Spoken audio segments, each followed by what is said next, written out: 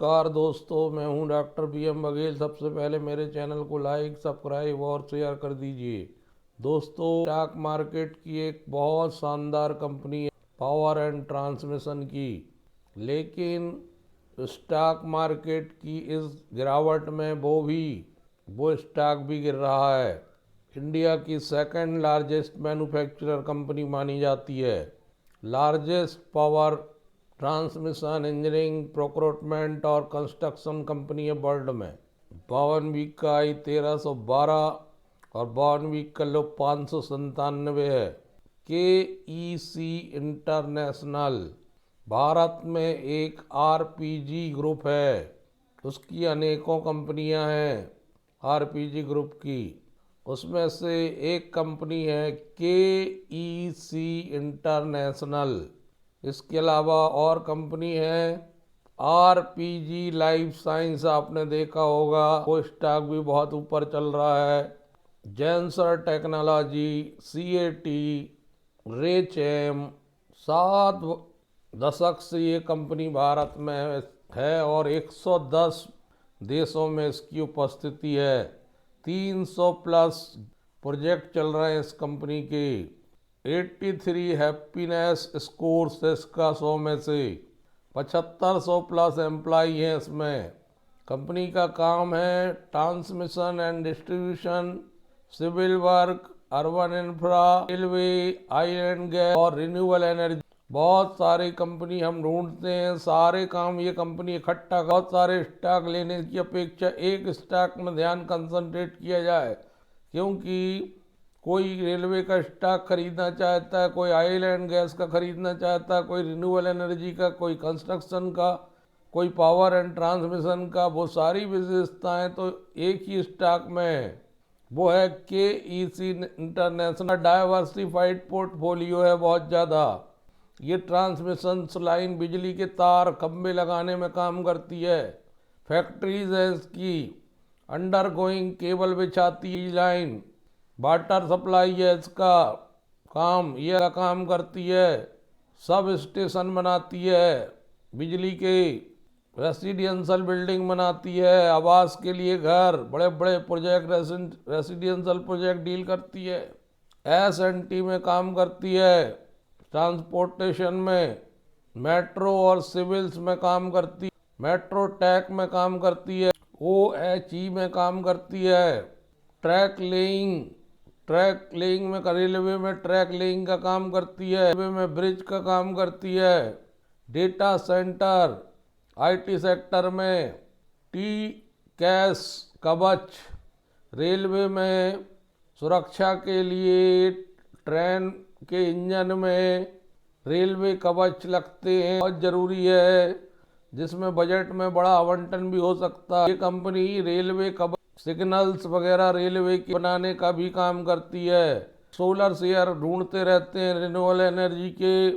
ये company solar sector में भी काम करती है, वेंटिलेशन में काम करती है, वेयर हाउसिंग बनाती है, डिफेंस के सेक्टर में काम करती है, अपग्रेडेशन का काम करती है, ट्रैक वगैरह सुधारती है, रेल बहुत स्पीड से चल सके, केबल्स बनाती है कंपनी, डिपोट एंड वर्कशॉप बनाती है, स्मार्ट सिटी में डेवलपमेंट का काम करती है।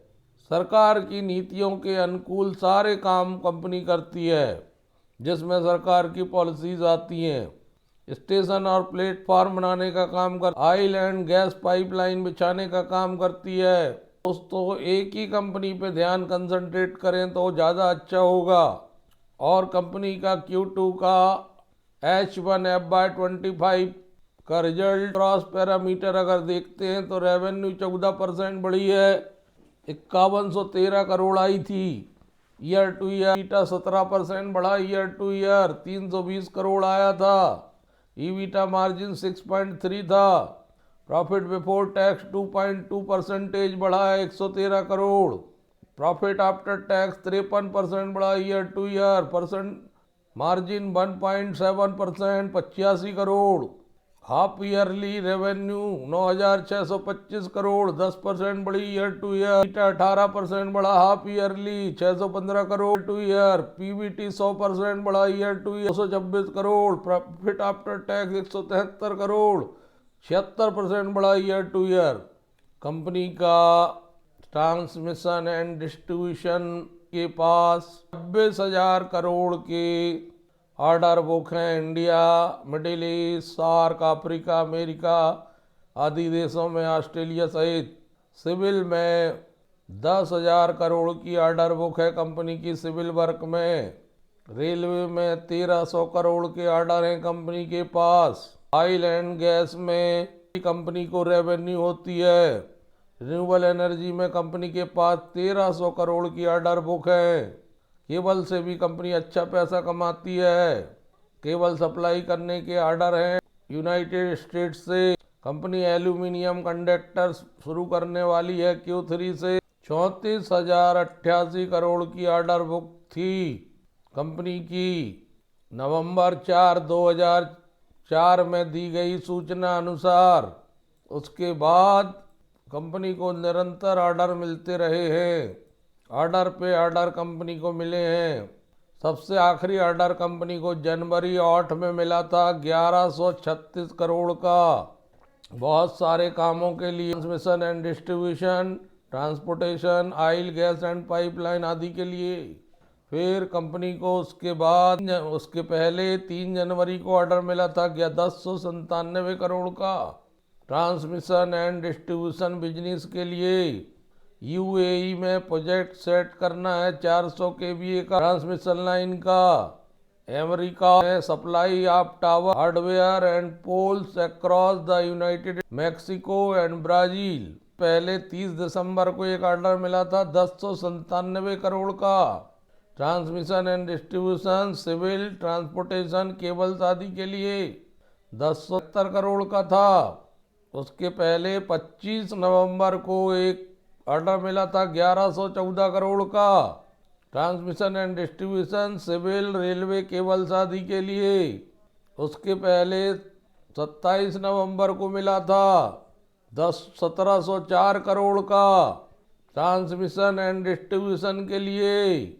एक ऑर्डर 29 नवंबर को मिला था 1040 करोड़ का supply of tower hardware pole Americas 220 kVA transmission CIS। Order पे ऑर्डर की लाइन लगी हुई है, लेकिन न्यू गिर रहा है। ऑर्डर मिलने के बावजूद 5 दिन से लगातार गिरावट आई है 1% की। सप्ताह में 1,312 रुपये का हाई लगा के स्टॉक 980 में आ चुका है। 52 वीक लो 597 रुपये है। अब ये प्रश्न उठता है कि एक महीने से क्यों गिरे जा रहा है। 6 महीने में 12%, साल में 60%, साल में 208% और 1060% 2006 से स्टॉक ने दिया है। दोस्तों, प्रश्न ये उठता है कि ये स्टॉक क्यों गिर रहा है। जब स्टॉक मार्केट में गिरावट आती है, निफ्टी और सेंसेक्स गिरते हैं, सारे स्टॉक के अनुपात में आगे पीछे करेक्ट होते हैं। ये मैंने पहले बताया।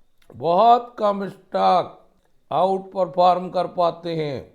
कुछ स्टॉक पहले गिर चुके हैं, कुछ अब गिर रहे हैं। सेंसेक्स और निफ्टी के गिरावट के अनुपात में एक रेशो में सभी स्टॉक करेक्ट होंगे। मोटर ने अपनी होल्डिंग कम की है, 51.88 से 50.11 कर ली है। कि म्यूचुअल फंड ने इंक्रीज किया है 23.73 से 24.26% कर लिया है इस स्टॉक। और म्यूचुअल फंड की संख्या भी बढ़ गई 16 से 25। आई ने भी 12.66 से 13.60 कर लिया सितंबर वाली तिमाही। यहाँ पर मात्र 9.9 से 50.10% प्रमोटर है। पब्लिक या बड़े इन्वेस्टर बेच रहे होंगे। इसके अलावा ये पीई बहुत हाई हो चुका था इसका, अभी भी 61 के पीई में चल रहा है। तो कई बार बड़े इन्वेस्टर पी प्राइस और अर्निंग देखकर भी स्टॉक की बिकवाली करते हैं। बुक वैल्यू 190 रुपए का, करंट प्राइस 979 है, 6 है। 25,984 करोड़ की मिड कैप सेगमेंट की कंपनी है। ₹2 की फेस वैल्यू है। रिटर्न ऑन इक्विटी कमजोर होने की वजह से भी बिकवाली संभव है, क्योंकि रिटर्न ऑन इक्विटी भी एक पैरामीटर होता है जो बताता है कि कंपनी अपने होने वाली आय का कितना % हिस्सा, कितना ज्यादा से ज्यादा हिस्सा पुनः निवेश कर रहे हैं। इससे ये भी पता चलता है कि जो पूंजी शेयरधारकों ने दी है रिटर्न कितना मिल रहा है। रिटर्न ऑन इक्विटी क्या है, इक्विटी पर कितना रिटर्न मिल रहा है। ये बहुत कमजोर पैरामीटर है इस कंपनी का। 8 ROE इस वजह से भी बिकवाली गिरावट की वजह हो। रिटर्न ऑन कैपिटल एम्प्लॉयड ठीक है 16% का। कंपनी हेल्दी डिविडेंड देती है। डेटर्स डे भी कम है कंपनी के। एकमात्र पीयर से इसका कल्पतरू 15% की 3 साल से सेल्स ग्रोथ है। स्टॉक प्राइस CAGR बढ़िया है, 8% की दर से मिला 1 साल में। रिटर्न ऑन इक्विटी एक पैरामीटर है जो पिछले 3 साल में गिरा। पहले 14% था, 5 साल में 12% था। दूसरा कारण बोरोइंग भी हो सकता है। कंपनी को एक बहुत बड़ा हिस्सा ब्याज के रूप में चुकाना पड़ता है। 5,003 करोड़ के रिजर्व में, लेकिन 4,312 करोड़ के लोन होने सितंबर क्वार्टर में मार्च क्वार्टर की तुलना में सितंबर क्वार्टर में डेप्ट बढ़ना भी एक कारण। काफी हैवी डेप्ट कंपनी है और 31 मार्च की कैश फ्लो भी कमजोर है कंपनी का। मार्च 24 की स्थिति माइनस में था कैश फ्लो।